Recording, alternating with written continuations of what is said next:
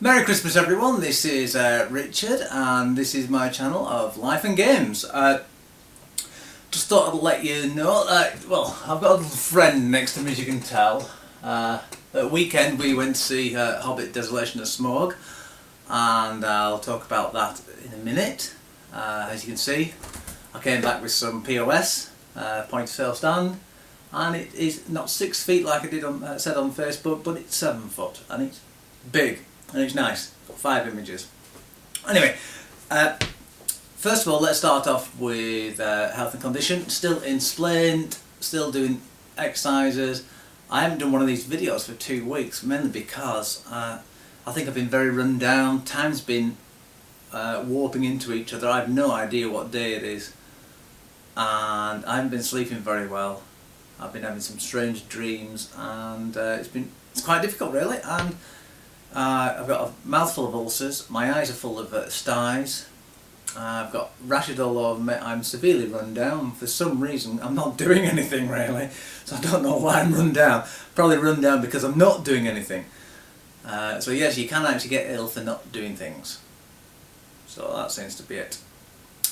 Tomorrow I do start some different physio exercises, which have been told 2 weeks ago by my physiotherapist that after 2 weeks, which will be tomorrow, I can start doing slight resistance. Basically, I put my hand there, and when I bend it, I just put that hand on top and I push slightly against it with this hand.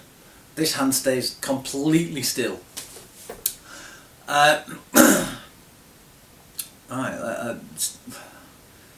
Strange dream I had last night was really odd. It was I know I like my post-apocalyptic dreams, but this one was odd. It was strange, and it actually did disturb me in many ways. The crux of it was that Vic and myself, for some reason, taken in by the government after a gun battle at my grandma's house, which was my grandma's house in Burnley. We and the girls were taken to this place, a little bit like Gisborne Park Hospital actually, but actually situated on a 90-degree to how it stands, and it's slightly in a dip, and down the road there was carcasses all down the middle, and there was weeds all going into the carcasses, and we had to make our way down the road really quickly. Also, we had a dog. Never had a dog, never want a dog, unless it's a husky. I'd like a husky dog, but that's about it. But it wasn't. It was like a black Labrador. Strange thing. Anyway, as we were going down this, tendrils were coming out of the fields and trying to attack us. What I found out is that these tendrils were sucking out and living off the fat cells of all animals, and whilst they were actually in the animal, they could control the animals. So they had deers and everything by the side trying to get at us. They were talking to us, because afterwards I needed to go back up to the car, which was like a 5-mile walk there, 5-mile walk back. That might be reminiscent of me not doing my walks at the moment with such a bad weather, for a power generator. Yeah, so when I woke up it was really bad, and I'm very tired. I'm constantly falling asleep all over the place. Narcolepsy is a huge thing at the moment, and I'm not being as grumpy, which is nice. Maybe I should be tired more often. So that's really it. That was a really strange dream, and it did disturb me. So that's what kicked me into doing this video, because I suddenly realised how long it's been since no one's watched any of my videos, because no one ever does, I don't think, except you, one viewer. You know who you are. Thank you very much for your support. Right, yeah, I actually went back to doing some exercises last night on my exercise bike, and I felt fantastic afterwards. It was really good. Strange though that Love Film on our TV, for some reason, when I tried to actually watch Star Trek Original Series Series 2, they only put the even episodes up. Don't know why. Anyway, that's life. Right, Desolation of Smaug. I'm not going to spoil it for you. I'm just going to quickly go over it, overview and everything, and hopefully this will help some people with the film. It's set in the middle, exactly in the middle of the book, towards the last up to 5/6 of it, so there's only a tiny book of the book left when this film stops, and it stops on a cliffhanger. I'm not going to say anything about that. The sections of book there, from Bjorn onwards, it's really hard to make a film out of that because they're not exciting really. There's a little bit of boringness in it. The dwarves are very uninspiring in the book. They're actually cowardly in the book, actually, at certain points, because they're terrified. But he wrote that in due to the war. They've made them a bit more heroic. They've split them up, actually, which was a good touch. And they've added a lot more stuff in, like Legolas in, and it doesn't actually revolve around Bilbo, which surprised me. It was more about Thorin. It was nice to actually get a new perspective, but it's a shame that Bilbo wasn't the be all and end of all that kind of thing. And you could see where the extended edition was going to be, especially when you read the book. Like, it doesn't extrapolate that Bilbo was in the hidden in the Elven Fortress for 2 weeks, learning how to actually be a better burglar by stealing food and surviving, and then getting the dwarves out. They changed the dwarf bits a little bit, getting out in the barrels, otherwise it would have been very boring. They made it fun, interesting, a lot more Hollywood-esque.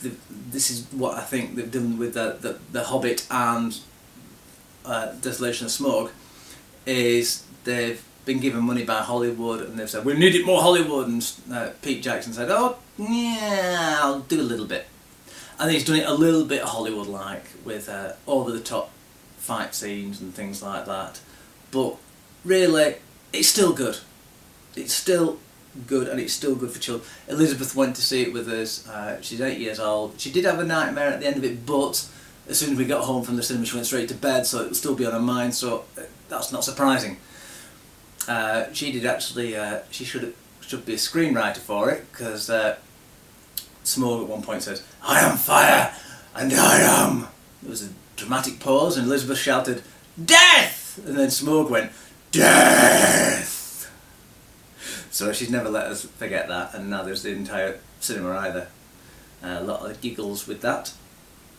But the acting is absolutely fantastic. A really nice cameo by, oh my goodness, what's his name? Oh, he plays the mayor of Lake Town. Ow, this hurts my hand. QI presenter, I don't know why, not Hugh Laurie, the other one. Stephen Fry, that's it, Stephen Fry. Plays the mayor of Lake Town.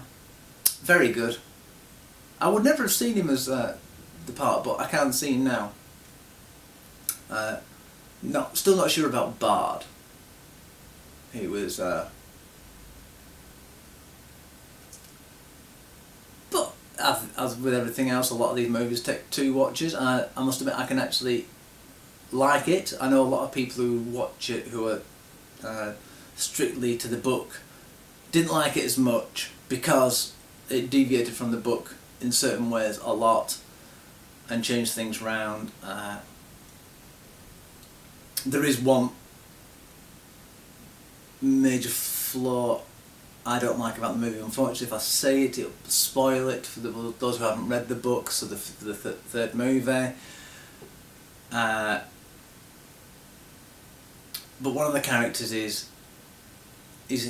healed, but unfortunately in the book something happens that would actually completely make that null and void. And hopefully I'll go over that when the other film's out. Unfortunately, it's not out in summer like it was supposed to be. It's out next winter, which is annoying because it's such a cliffhanger. It's like a season end. It's the bit. I can actually see the film being made into Hobbit Lego game really easily.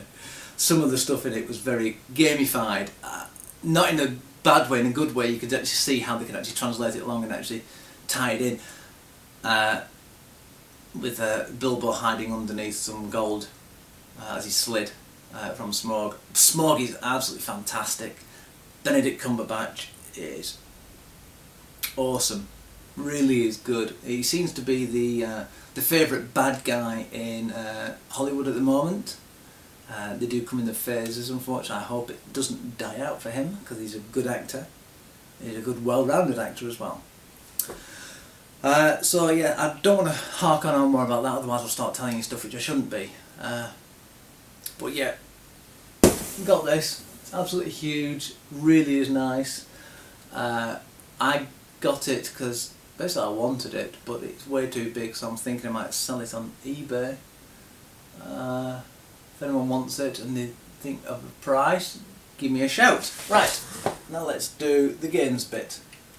Right, YouTube's been having loads of problems. Google is really messing it up, as it says there. This video is no longer available due to copyright claim by, but that's somebody else. But basically, copyright for anyone who's monetized videos, and also people who are putting on full films and videos without monetization. Which that's what it's for. It's to stop people from doing that, illegally using full films and videos, but it's hitting the gaming community majorly. It's little robots, which is basically a programmed searcher which goes out, looks for these things, and then automatically puts a copyright claim in for it without the company even knowing, and suddenly they know when actually the claim's been put in, and they kind of think, what? And it's a big to do. It hasn't happened to me yet, thank goodness. On my Mythdraker channel, it hasn't happened to that yet. But it looks out for sound bites or certain images, and it copyrights it, so you no longer gain money on it. And they put a claim in for if it's really bad enough, they can actually sue you. It's really difficult to dispute it, because it's such a lengthy process, and some people, especially the bigger people there, have hundreds of videos which have been disputed. And I've just watched a video on one person. I progressed through how he actually did the disputing and everything like that, and it can take up to a month for it to be rectified, and then after that another month for the monetization to come back. And then this guy did it. Thankfully, the first section was done in 2 days, and it was all disputed and acknowledged. The company said, "Oh, fine, yeah, we're not bothered. I don't know why this is happening." This is what the major thing is. A lot of the companies say, "Well, why are you telling us? We're not bothered." Yet this robot program is, and they're not changing it. So. He sorted this out, and then he tried to monetize it, and he couldn't. Then he found out that a dispute had happened for the same company who'd let him actually use the music snippet, which was actually in a game. So it was actually in with the Let's Play, which the people from the game has actually allowed people to use it like that. So it shouldn't actually be copywritten. It's this robot's problem. And the same company has apparently been told that this robot has copyrighted it for 3 seconds further on for a different song, and it's ridiculous. So they got him whitelisted, so basically he can use their stuff, whatever. Which is, it's stupid. They shouldn't have to do that. Google, get your thumb out your backside and make this YouTube a better channel. Otherwise, you will be losing people. You'll be losing revenue because they won't actually put ads on their site. That's how you make your money, YouTube. You know you do. It's adverts. They make a little bit of money off the adverts as well, the people running the actual big channels, but you get more money from them. And if people stop doing that, you will not be alive. YouTube will be shut down. So get your finger out your bum, okay? Because that really has annoyed me, because if it affects me, I'll be finding somewhere else to go. Right. Enough of that. Let's go to the next one. DayZ Standalone is out on Open Alpha. It's actually more buggy than the mod from the Arma 2 engine. It's a zombie survival game in the future. They've changed it a lot to be more survival based, and it's realistic survival, so you can actually get infections from actually holding things. You can get cholera from diseased clothes and stuff like that. Everything wears out. You have to purify water, you have to make sure food isn't rotten. They don't want guns to be prevalent in it too much now, which is good, so it's going to be quite rare. There are problems with it. I like the survival aspect, and I'd love to get it, but unfortunately it's quite expensive, and it's doing it on the Minecraft model that whenever they complete a certain big section and they update it to be a big patch, they're going to put the price up. At the moment it's £20 as it is, so that's going to be annoying, because I would love it. But there you go, that's life. So I'm watching some Let's Plays on it, and they look great. There are some bugs, the zombies aren't spawning properly, the loot isn't spawning properly yet, they're still working stuff out, but it looks gorgeous. It really, the graphics for the characters, the models, animation is all superb, but there's still a lot of Armour 2 problems in there as well. So I'll keep you apprised with that as it goes along. The next is Hearthstone. I'm in the closed beta, yes, and it's a lot more difficult than you expect. I'm not very good at it, really, so I'm just getting through that. And that's all I've got to say about that, really. I'll keep you apprised with that as it goes along. Happy Christmas from Terraria, or Terraria, or however you like to say it. It's I've talked about it before. I'm back on it. I'm using the WASD keys with this hand, without this on. I'm playing this game because it's slow movement. I don't have to, no twitch responses like in first person shooters, so it's nice and easy to try and get my muscle coordination back up again. And also I'm enjoying it. I'm trying to get Father Christmas to come to my world and get loads of presents, and I'm really enjoying it. And as you can see, I'm really in the mood with Christmas.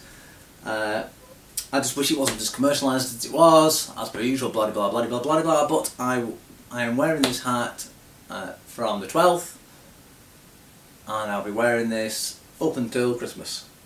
I haven't really taken it off because it's keeping my head warm, and I like it. So that's really everything at the moment. I don't think there's anything else to talk about. I'm looking forward to getting the extended edition of The Hobbit, first one, for Christmas. Vic knows she's got Man of Steel extended, Blu-ray, which is extended slightly by about, I think, 6 minutes extra on the DVD. This is, oh yes, this is my hate at the moment.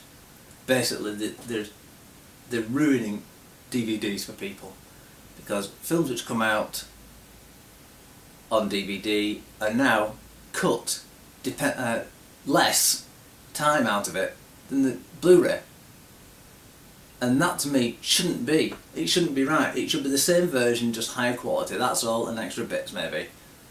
It's ridiculous, it really is. It's really punishing DVD people. It's like how I felt when videos and DVDs first came out.